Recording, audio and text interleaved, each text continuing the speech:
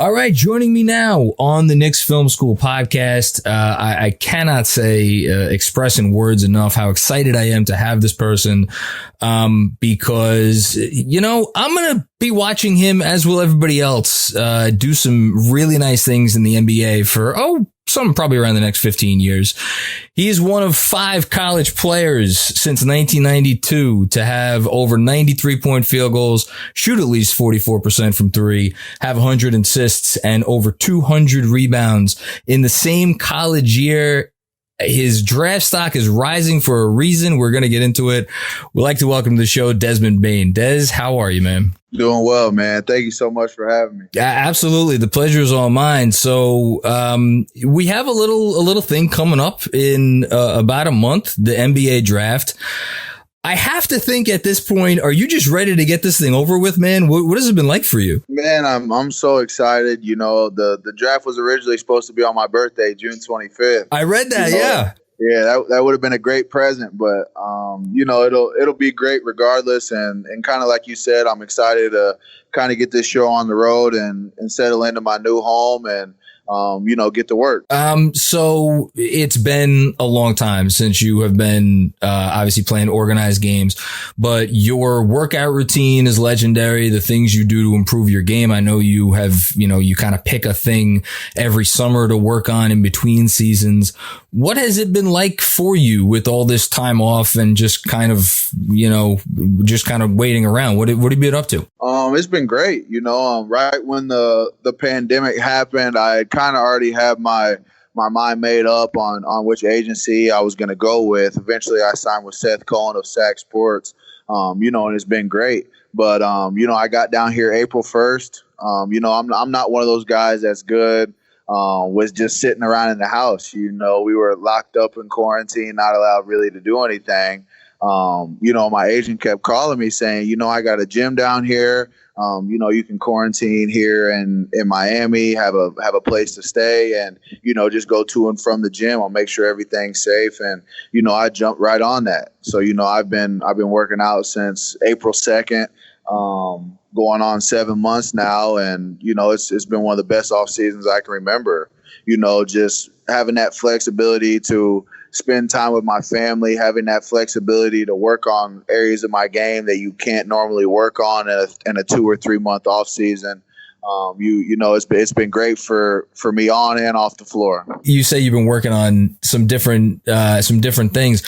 One of the, I think appeals about you is that your game is so well rounded. So how did you kind of decide like what to spend more time working on over the months that you've been off? In the NBA, one of the key words is versatility. You want to be versatile on the defensive end. You want to be versatile on the offensive end, which will allow you to play more minutes and be more valuable to an organization. And, like you said, I feel like my game is pretty well-rounded, but there's always, ways to improve. I've been working on my body a lot. I got my chef down here with me, making sure that I'm putting the right things in my body. 24/7. I've really worked on my flexibility and mobility, foot speed, things like that, feeling like I'm moving much better, which will allow me to be a more versatile defender. I got good size and good strength, which will allow me to guard bigger guys. But now, with the work that I put in this offseason, I feel like I can guard, smaller, quicker guards as well.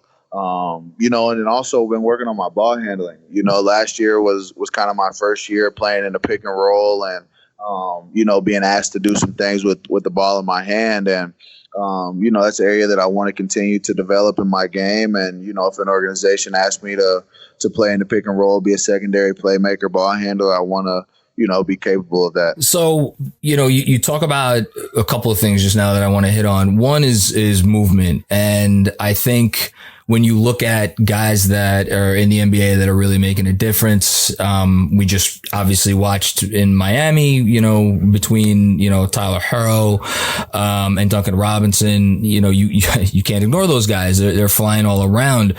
You bring that movement because obviously you were one of the best movement shooters in college, but you bring it at a size that I'm not really sure there's a ton of other guys out there, college or otherwise.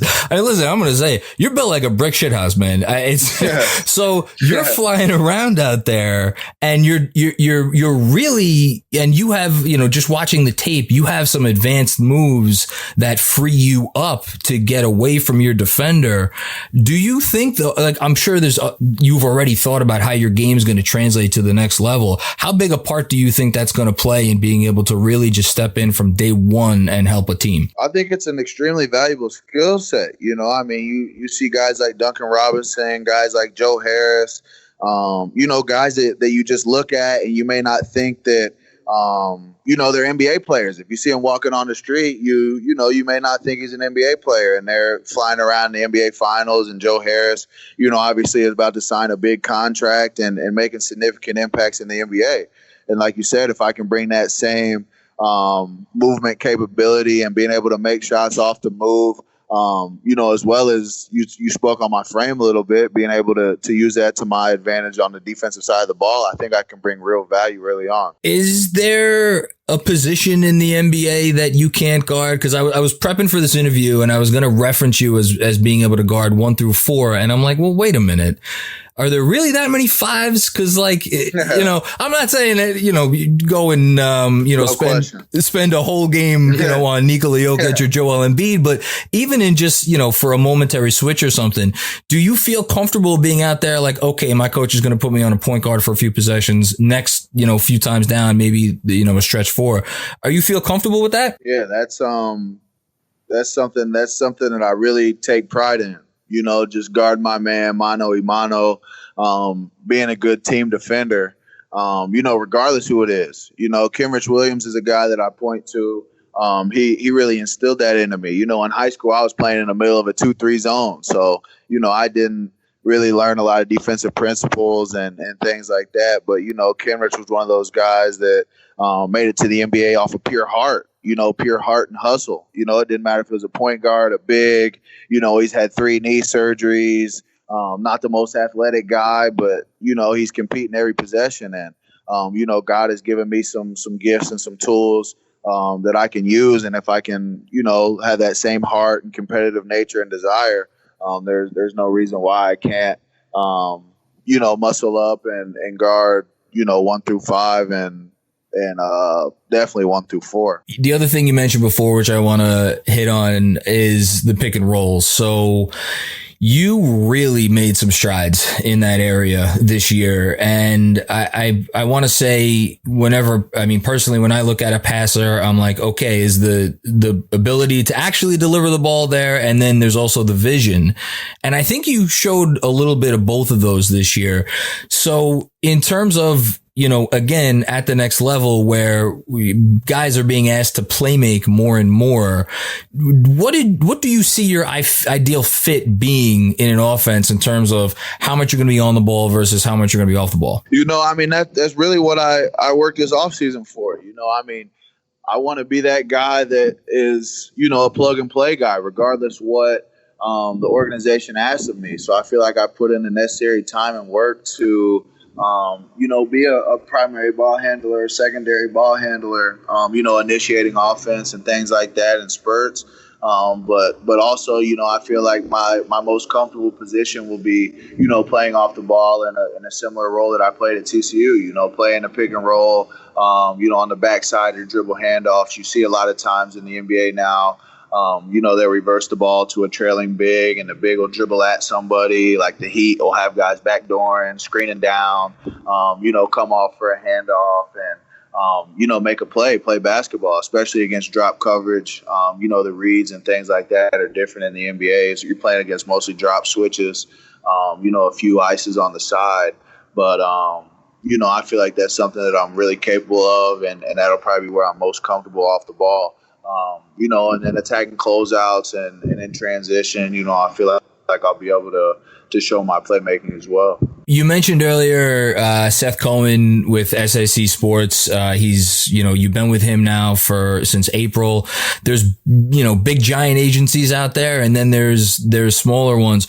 as this process has gone on, again, 8 months off, can you talk about how helpful it has been to have an agent like Seth, be a little bit more, be able to work with you maybe a little bit more closer? You talked about, giving you the opportunity to work out down in Miami. What has that been like? It's honestly incredible. I was just talking to my chef today. My chef's one of my best friends that I grew up with. So, we can talk about anything, but, he was there when several different agents were reaching out to me and trying to lure me in different directions. And one thing with Seth is it's called SAC family. It's really a family environment. He picks me up and takes me everywhere.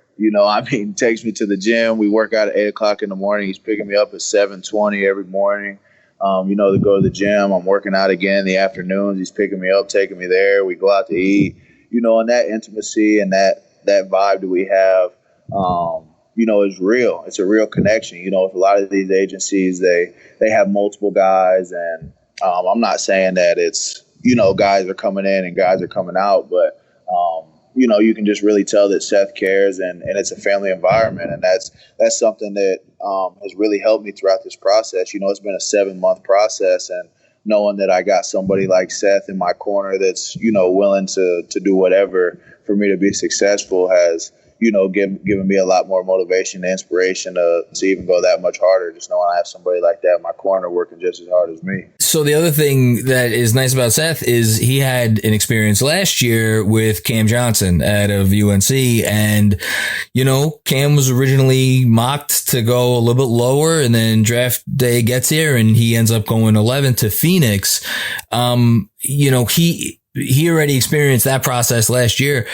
How has it been for you? Are you trying to get information from him constantly about where does it look like I'm going? Who's asking about me, this and that? Do you not want to know? Are you a little bit clued in and you just how has that process been like for you? And that's the thing. Me and Seth, we're homies now. It's been 7 months. He picks me up every day. So, there's really not a thing that we can't talk about. A lot of the times, when he talks to teams, he'll relay me some of the information. A lot of times, he doesn't give me the full story because he wants me to stay locked in and stay focused. But he definitely lets me know, who's calling, what range he feels like we're in, and how we're trending throughout this process. So I know teams that have been interested in you. Phoenix is out there, Philadelphia at 21. I know you spoke to Milwaukee at 24.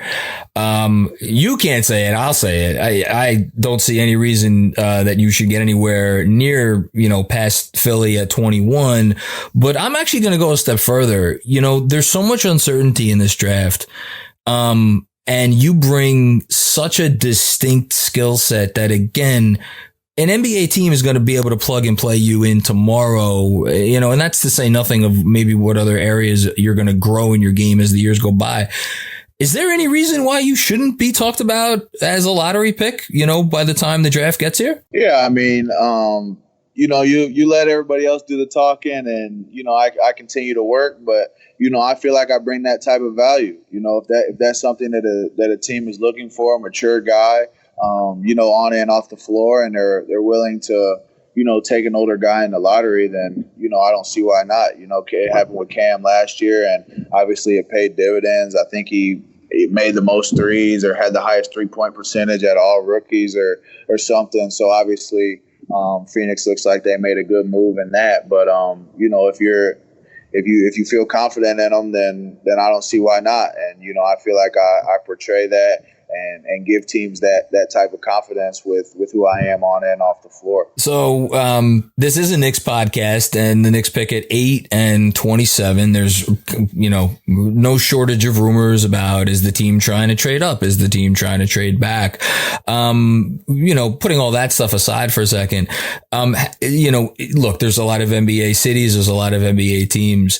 What would you think about if you ended up in New York with a team that is, clearly on the precipice of a rebuild, has a little bit of young talent, but, playing in New York City, playing obviously in Madison Square Garden, what would that mean to you? It's the Mecca of basketball. New York is the hub for basketball. You grow up watching all the movies, and you see all the basketball going on in the parks and the parking lots and everything. And the culture over there is, very basketball driven. I think it would be a blessing to be able to play for a historic franchise like the New York Knicks, and, be that stability and that maturity that would go a long way in an organization that's trying to get things started. So, I would love to, anywhere I go, I'll be happy. But New York would be, that'd be special. Well, speaking on behalf of a lot of Knicks fans, I would love to see that dream come true. Before I let you go, I'm going to give you a couple rapid fire ones. So first and foremost, favorite player growing up? Kobe Bryant. How did I know from your screen name? Black Mamba. There you go. Okay.